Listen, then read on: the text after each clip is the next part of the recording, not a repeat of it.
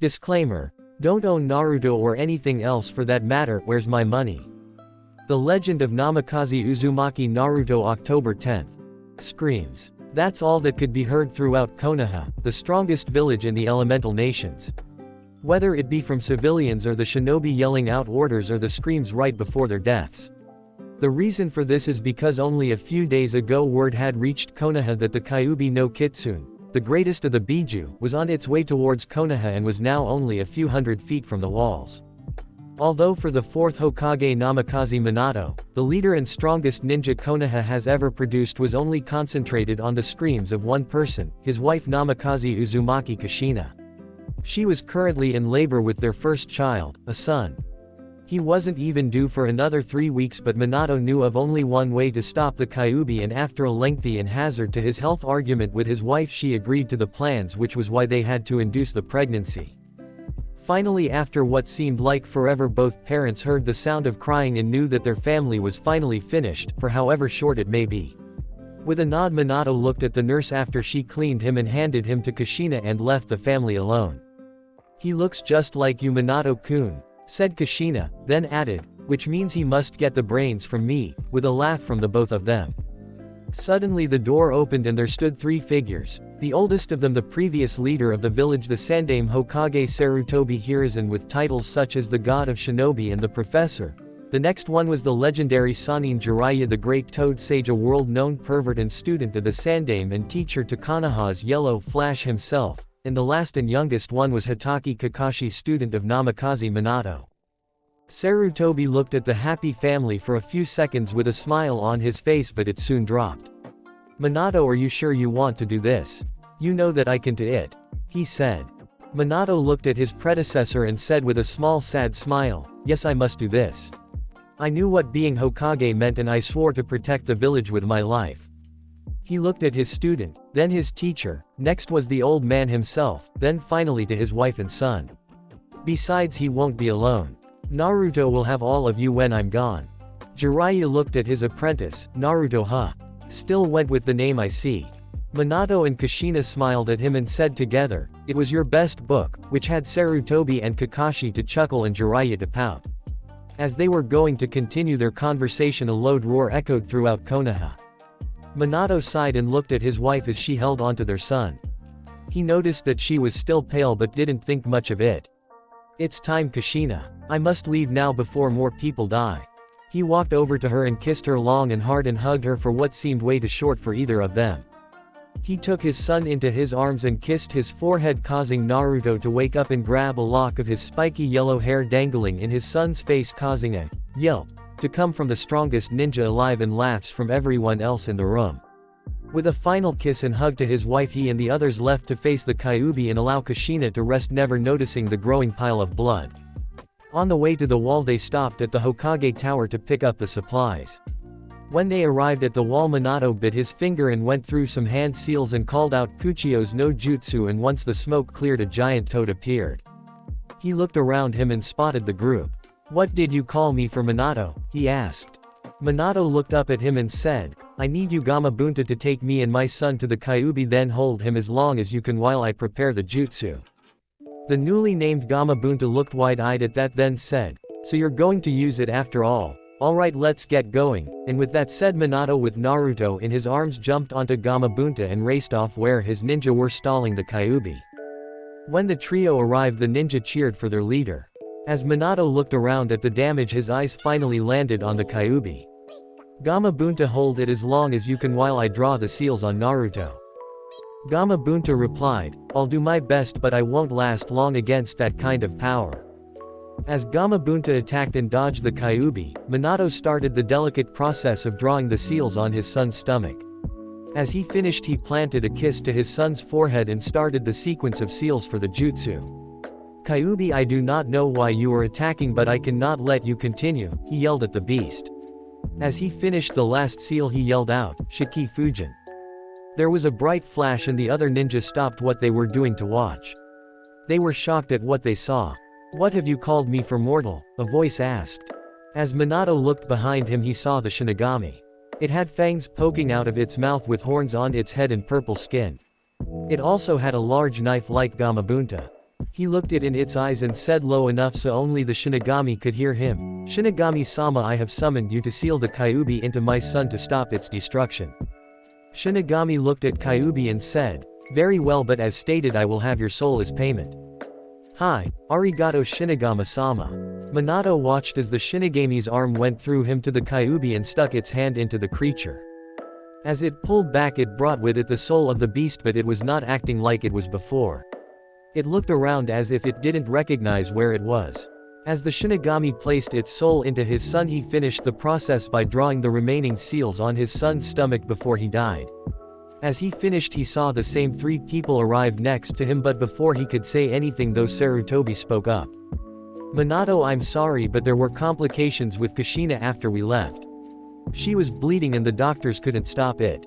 She wrote a letter to Naruto before she died roughly 30 minutes ago."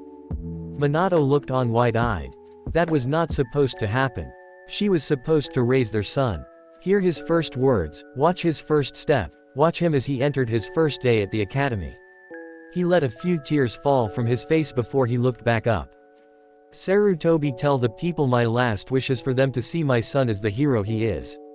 For now he will take his mother's name until he is strong enough for his full name. I have left further instructions in the safe in the office." With that said, the Shinigami pulled out his soul and ate it. With his anchor gone, Gamabunta returned to the world of the summons. Sarutobi picked up Naruto and held him close and rocking him back and forth to quiet his crying at the loss of his father.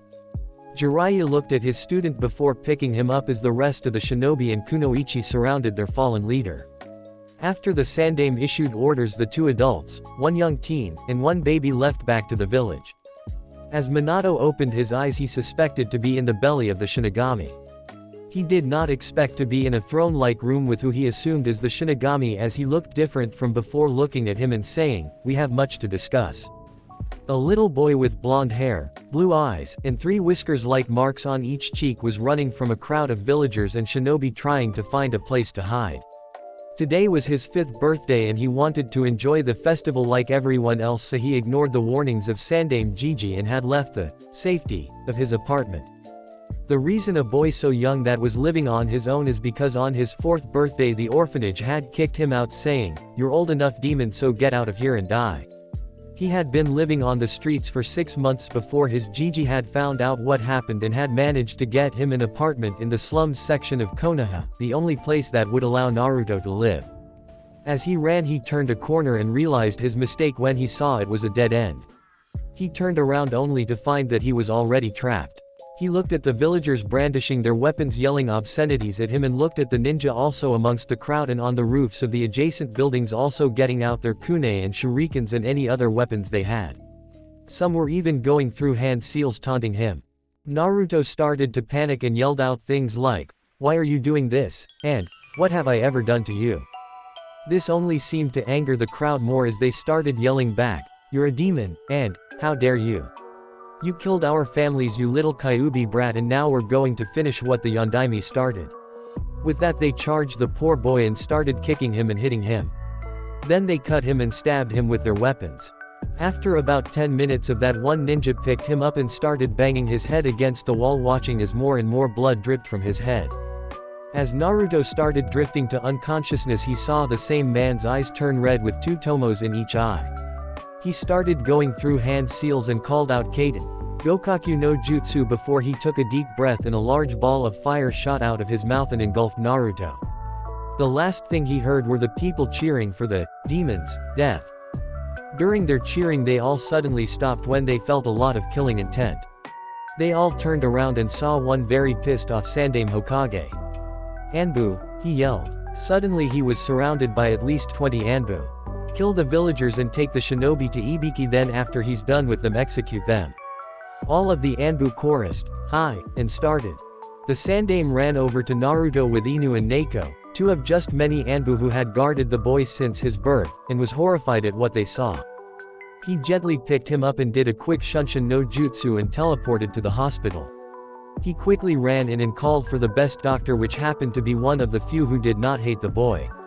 After the doctor got over the shock in which Naruto was in, he called a few nurses and started working.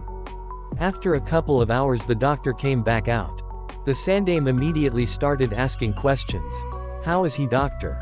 The doctor took a breath before replying, I've never seen so much damage before. The Kyabe's chakra is healing him, but with the amount of damage and how severe some of his wounds are, I'm not sure if that will be enough, he quietly said. The old man was in shock. He had barely heard everything else the doctor had told about his condition. He had failed Minato and Kushina in protecting their child so many times, and now even with the Kyabe's amazing healing abilities he could still die, the child that he saw as his own grandson. He couldn't bear to think of that little ball of sunshine wouldn't be calling him Gigi anymore. He quietly thanked the doctor and made his way into Naruto's room. He saw all the equipment attached to the boy. He silently sat in a chair by his bed and gently grabbed his hand, praying that he would make it through this. He was so deep in thought that he barely heard the door open, but knew it was not anyone coming to harm Naruto as he recognized the chakra signature. When the door fully opened, in walked one of his personal Anbu Inu. One who was very attached to the boy. He looked at his leader and asked, how is he? The Sandaime looked more like a worried family member at that point than the god of shinobi and replied, even with his healing abilities the doctor estimates a 10% survival rate. Apparently many of the weapons had been coated in different poisons, and that is taking most of his healing abilities right there, and there are so many more. Inu looked back at his young charge and took off his mask. Who appeared was none other than Hitaki Kakashi. He walked over and ran his hand through the boy's hair that still had clots of blood and dirt in it. He bent down and placed a kiss on his bandaged forehead and whispered as a tear ran down his cheek, don't give up, Odoto. I know you can beat this. There's still so much I want to teach and show you. The Sandaime smiled at the scene, knowing that there were people besides himself who loved the boy. When he saw Kakashi put his mask back on, he knew it was time to be serious. With a stern face the Hokage looked at his Anbu and said, Inu, report. As ordered, the villagers have been executed and the shinobi have been sent to Ibiki. From what we've already received so far, it seems some civilian council members have offered an award for the demon's death. My team and many others are waiting your orders, Lord Hokage. Sarutobi took on a hard expression and ordered, get rid of the trash, no mercy. Inu nodded and disappeared. While that was going on, Naruto awoke in what looked like a sewer. He jumped up when he heard a voice coming from one of the ends of the tunnel. Figuring this voice must know where he is and how he got here, he started to head towards it. After a few minutes he walked into a huge room with a large cage with a piece of paper with the kanji for seal written on it. The voice that he could recognize as feminine was still calling out to him, so he got closer to the cage. When he got close enough, he was surprised at what he saw. It was the most beautiful woman he had ever seen, and he had seen many beautiful women in Konoha who didn't hate him. She had long red flowing hair to the mid of her back. A heart-shaped face with red eyes and red lips with a light tanned skin. Her breasts were quite large, easily DDs with wide hips and a perfect ass and legs that went on forever. She was wearing a red kimono showing a bit of cleavage with designs of sakura petals, and on the back was the legendary Kyuubi no Kitsune. His jaw was on the floor and she giggled at him, which startled him out of his trance. He started to blush and uttered the only word he could think of, beautiful. She then also blushed a bit and thanked him. He looked at her again and asked, Anyo, but who are you and where are we? Also, why is someone as pretty as you locked in a cage? She smiled at him but also frowned. She started to cry, and Naruto, not liking seeing people cry, especially beautiful women, ran into the cage and hugged her. Kyuubi was startled when she opened her eyes to see her jailer hugging her, trying to comfort her. She was so glad but also afraid of what he might do when she told him of whom she was. She cleared her throat and got his attention. She smiled at him, which made him blush again, and she started speaking. Naruto-kun, and before you say anything, yes, I know your name. In fact, I know everything about you since you were born. The reason for this is because I've been sealed inside you since then. He looked at her with wide eyes and asked, then who are you? She calmed herself down before beginning again. Naruto-kun, you know the story of how the Kyuubi attacked Konoha the day you were born and the Yondaime killed the Kyuubi but died too, correct? Naruto nodded and said, of course everyone knows that. Well, that's only partially correct, she said, earning a raised eyebrow from the little boy, which she thought looked incredibly cute. He asked, which part? The part of him killing it. You see, even a man as strong as the Yondaime was not strong enough to kill the Kyuubi, so he did what others have done before to the tailed beasts. He sealed it away at the cost of his own life by summoning the Shinigami, who is the only being besides the rest of the gods that is stronger than the Kyuubi. He listened on with wide eyes as she continued. But you see, he couldn't just seal a being such as the Kyuubi into anything. A vase would be pointless since it would break free in only a matter of minutes. An adult would be no good because they wouldn't be able to withstand Kyuubi's chakra because their own chakra networks have already been formed. So the only being strong enough to contain the greatest of the Biju is ironically a newborn baby. This is because a baby's chakra pathways have not yet developed, so they can adapt to the demon's chakra. She explained. She watched as emotion after emotion and finally understanding crossed the boy's eyes. He looked at her and spoke. "I was the child, wasn't I?" She nodded and he gulped as he prepared his next question. "Then that means you're the Kyuubi no Kitsune?" he again asked. She replied, "Yes, Naruto-kun, I am the Kyuubi no Kitsune. But I want you to know that not all demons are bad as humans believe." He looked at her, still hugging her, unable to move from everything he had just learned. "I guess that makes sense since you don't seem very mean to me." She smiled at him and hugged him tighter and begun crying again. "Kyuubi-chan, what's the matter? Why are you crying?" he asked. Kyuubi blushed at the "chan" suffix and thought, "I can't believe a 5-year-old is making me blush, a cute 5-year-old but a 5-year-old nonetheless." She bent down and looked him in the eyes and said, "It's because of me, Naruto-kun, that you lost your family, that the villagers and shinobi hate you and hurt you. You should hate me because of everything that I've done." She sniffed and wiped her eyes as the tears continued pouring down. "Kyuubi-chan, it's not your fault. If they can't tell the difference between a jailer and its prisoner, then that's their fault.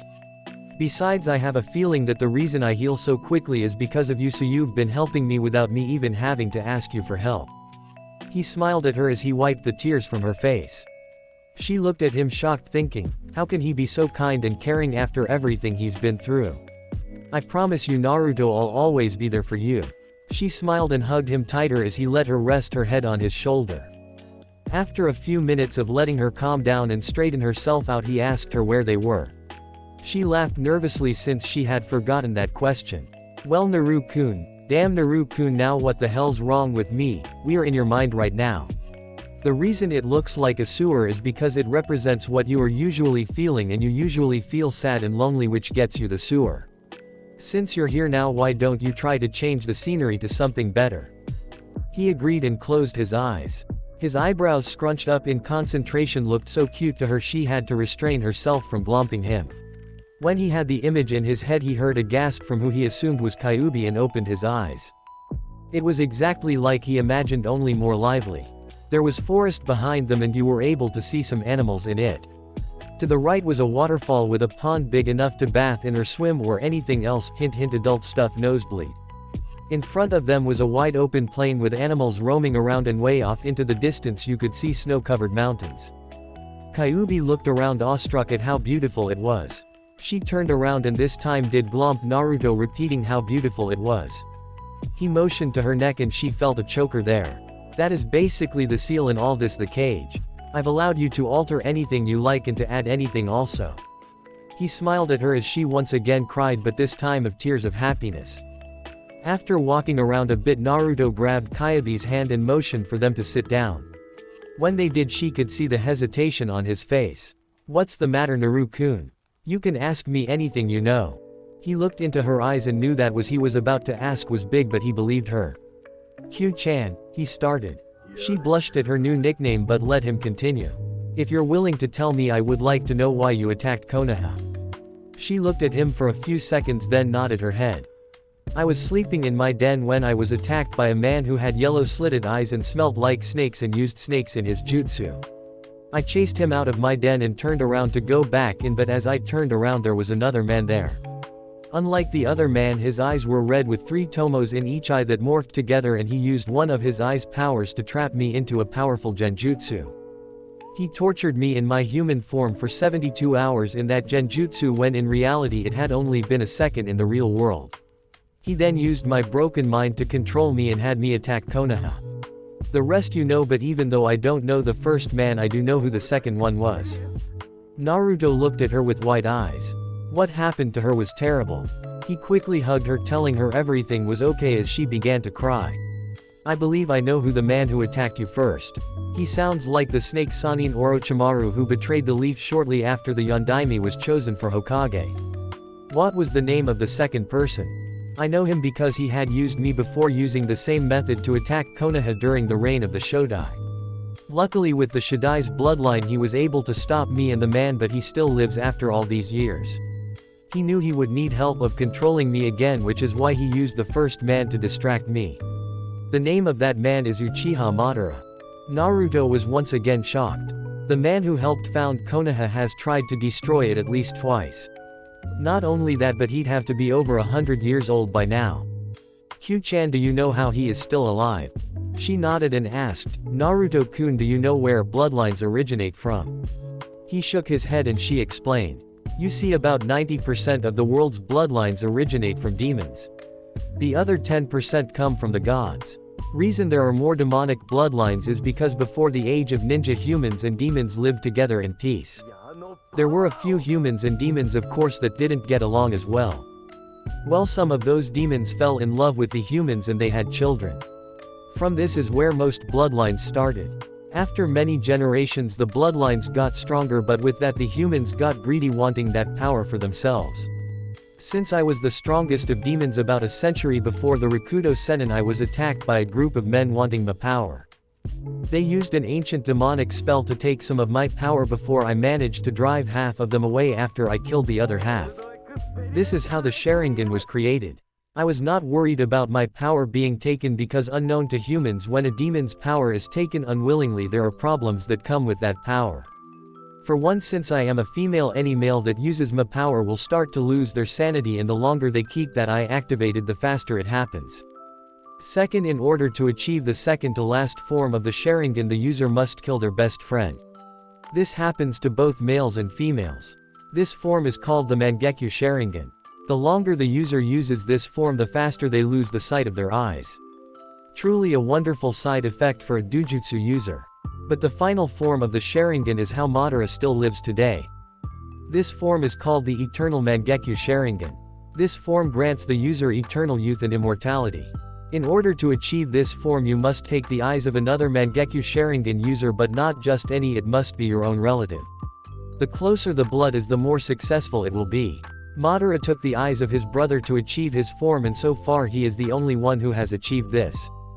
Naruto was just sitting there absorbing the information, which he concluded in one sentence. So we got one crazy psychotic lunatic out there that is immortal and probably the strongest person in the world, and a bunch of crazy male Uchihas running around Konoha acting as the police force. She nodded with a smile. Great. Just fucking great. Naru-kun, watch your language. She scolded him. He looked at her with a raised eyebrow for a few seconds before both burst out laughing. Thanks Q-chan, I needed that. She smiled and said, no problem. Q-chan, you wouldn't happen to know who my parents were, would you? Actually Naru-kun, I do know of who your father is. He looked at her with wide eyes before jumping her, repeating, tell me, over and over again. She laughed and told him to calm down. Once he obliged she began. Now I could just tell you, but I want you to figure it out on your own with the hints I give you. I know how smart you are, so it shouldn't be that hard, okay? He nodded.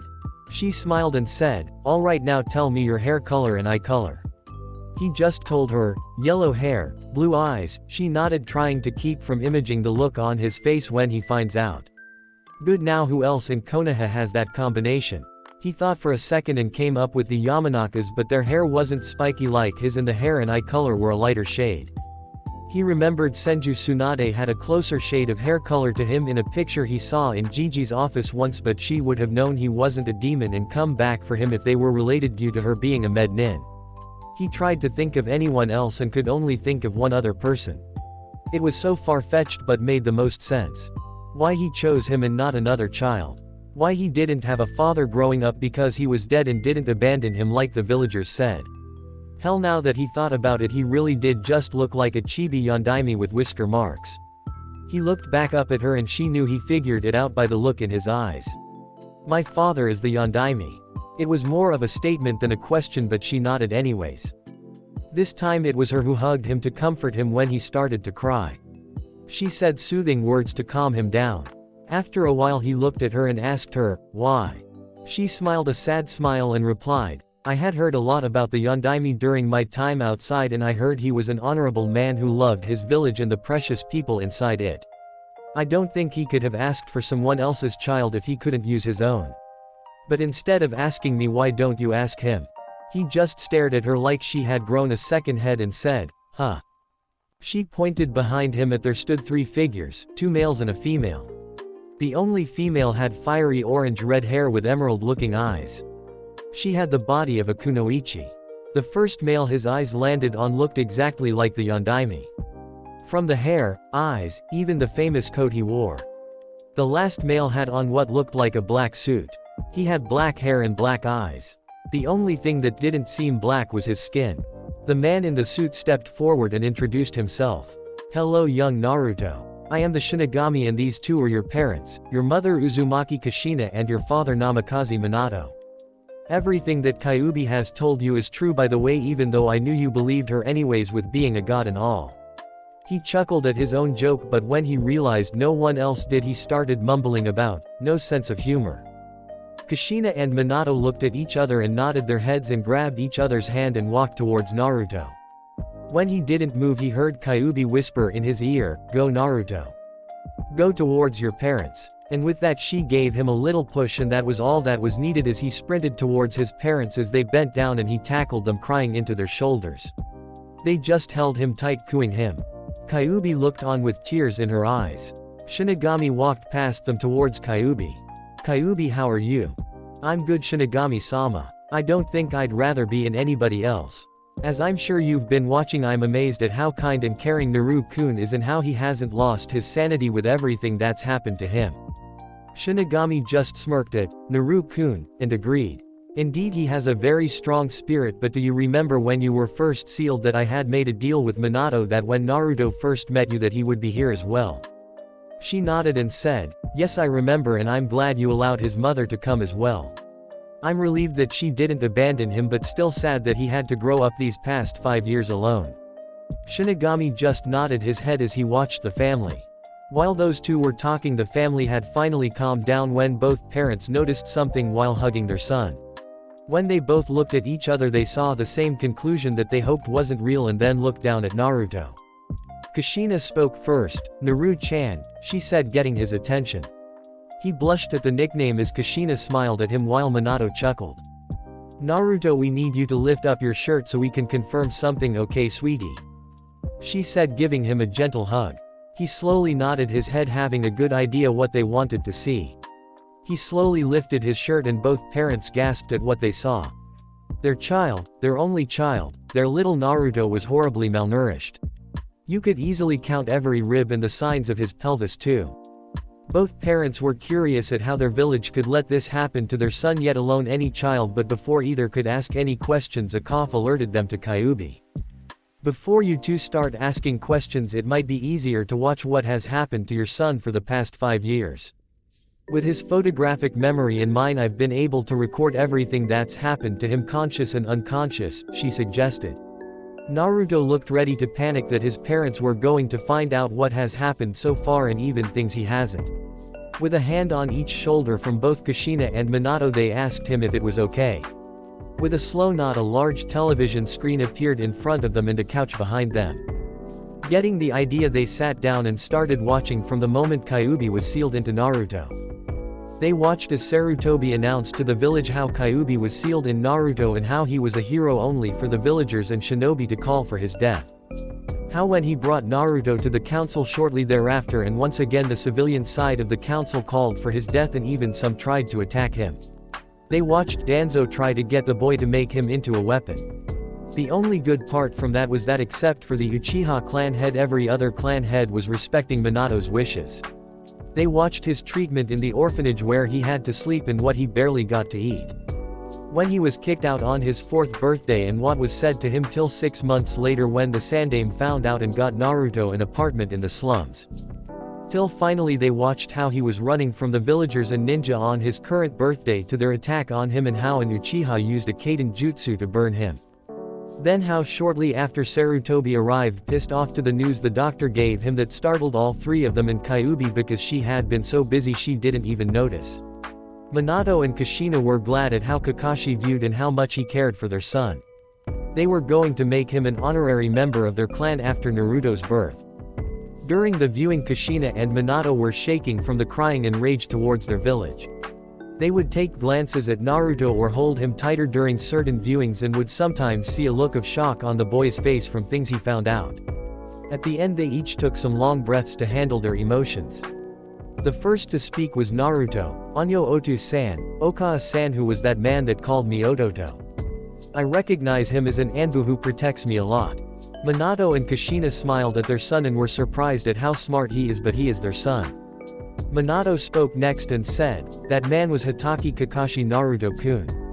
He was one of my 2 remaining students when I was a Junin sensei."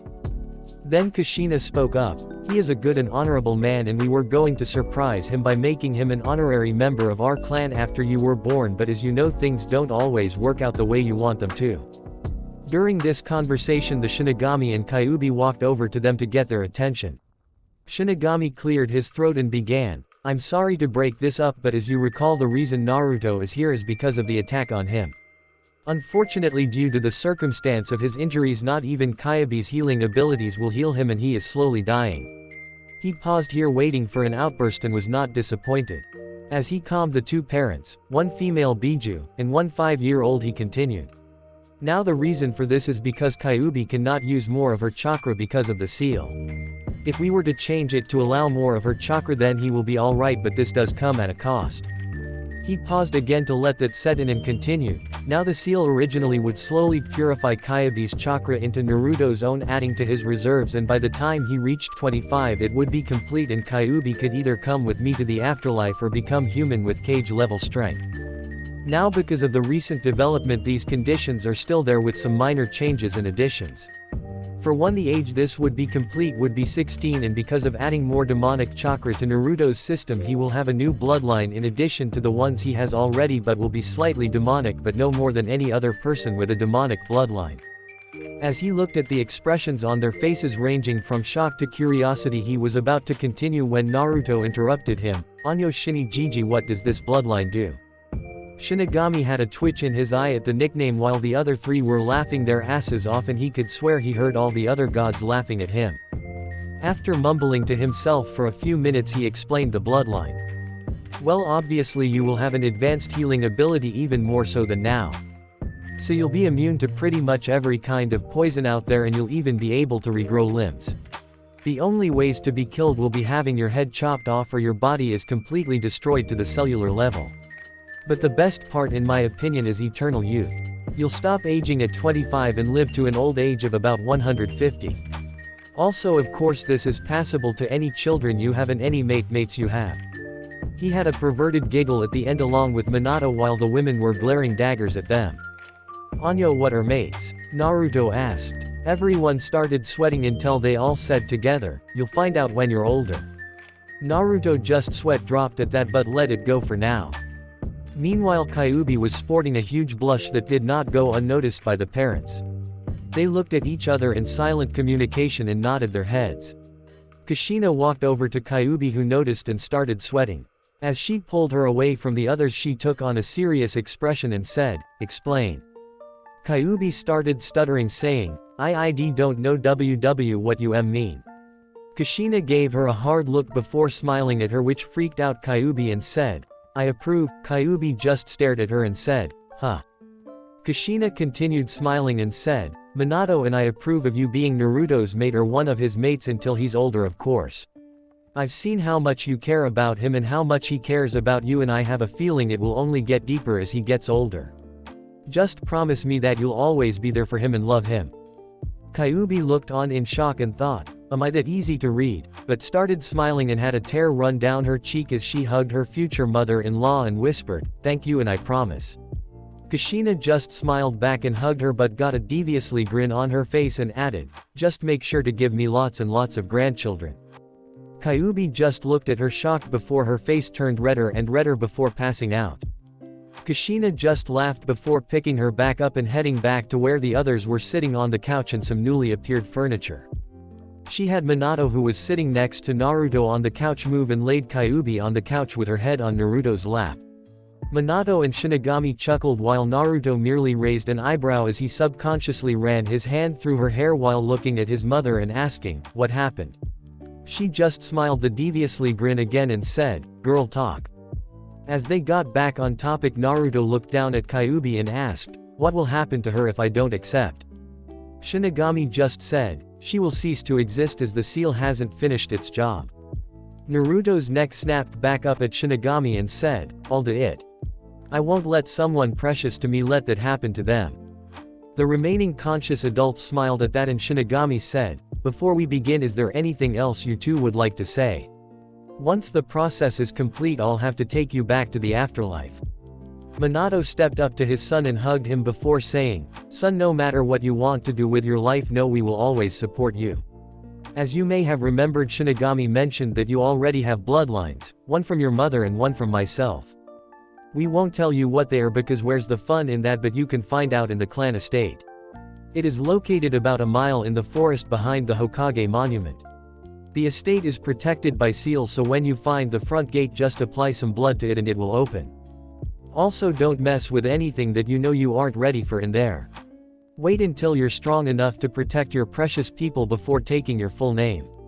Remember, we love you and are so proud of you already." With that and a final hug and a kiss to the forehead, he let go to let his wife go. Kushina smiled at the scene of Naruto and Kyuubi before she kissed his right cheek and hugged him. "There's not much I can add to what your father has already said, but that my bloodline is way cooler." She giggled and Naruto laughed at that while he could see his father try to keep a straight face. "There is our family history in our scrolls as well. Learn from it and improve. Make sure to not repeat any mistakes from the past. When you read where I came from, I know you'll be surprised," she said with a smile. "Remember to protect your precious people, as that is where true strength comes from.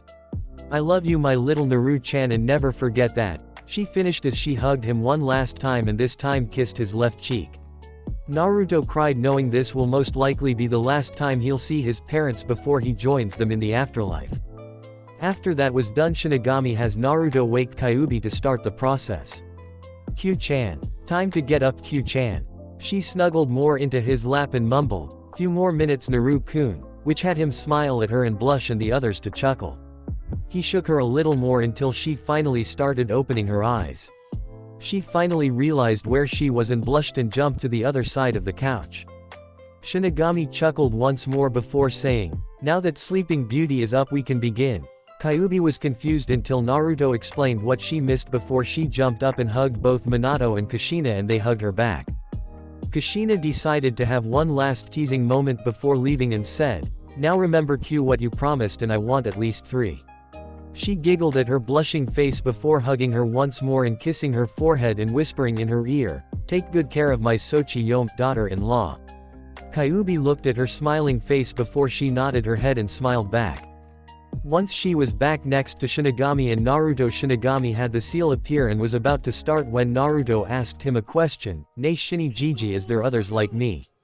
Shinigami was again heard the adults laughing and was now certain he heard the other gods laughing at him too. He looked at Naruto and replied, "Yes Naruto, there are. Why do you ask? I was wondering if once I got stronger if I could help them and the other Biju," Naruto replied. Shinigami looked into his eyes and saw no deceit and said, "The only way would be through extremely advanced fuinjutsu. Tell you what, once you've become strong enough and a seal master on par with your Otu-san, then I'll deliver you the seals that will help each Jinchuriki, which is what you are called, with extracting their demons, as each one will most likely have a different seal and I should know by then what kind of seals they have." Naruto nodded and thanked his Shinigami and let him continue the process. About 30 minutes later of adding seals that not even Minato recognized to override the old ones not needed and adding a few extra ones, he burned away the old seals and watched as Kyuubi's chakra flooded into Naruto. He started screaming and the others were helpless as they watched, and about 5 minutes later he stopped screaming and fell unconscious as Kyuubi put his head onto her lap as she ran her hand through his hair and was startled by Shinigami as he said, "It's finished." He walked back to Kushina and Minato, who had tears in their eyes, holding each other, knowing it was time to leave. As the three of them started to disappear, Shinigami's voice reached Kyuubi and heard what he said. Remember to remind the Gaki to not tell anyone what has happened here for now, Kyuubi. She just nodded and continued stroking his hair.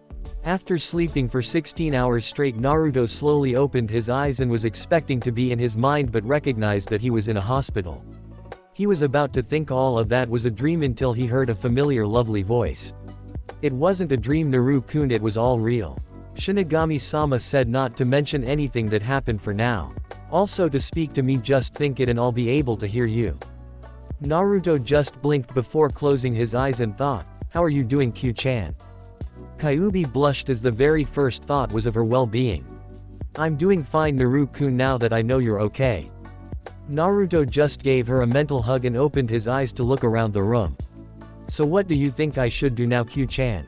For now, since it is still dark out, just wait till the morning, since I've noticed the Sandame has been here every day along with others that care about you. I would let them know you're okay now, and when you are discharged, sneak to your clan house to find out about your bloodlines and you can start living there. Also, I was told by your mother that the place has enough food for 3 years, so you can start eating healthy and get better. Then if you still want to become a ninja, I can help instruct you, since I'm sure they must have a training ground or some place to train. Naruto just listened to everything she had mentioned and couldn't help but be impressed. Wow, Q-chan, you're amazing. He praised, which earned a blush from our vixen. Soon he was back asleep and woke up at the sound of the door opening. He opened his eyes as he saw his Gigi and immediately woke up and jumped as his back was facing him as he closed the door, yelling, Gigi, and tackled the old man. Sarutobi was shocked, but then noticed what the person said. Only one person calls me that, he thought. As he slowly turned around, there he was, wide awake, smiling from ear to ear, hugging his, Gigi's, back. Suddenly Sarutobi began smiling as tears ran down his cheeks as he hugged his Magamusuko grandson. After a few minutes he placed Naruto back on the bed and looked him over for any injuries. When he didn't see any, he asked, how are you doing, Naruto-kun? Naruto smiled at his Gigi and said, I'm good now, Gigi. When can I leave? As soon as the doctor clears you, Naruto-kun, and he should be in here soon. So tell me, do you remember how you ended up in here? Naruto looked down and nodded. Sarutobi looked sadly at the boy.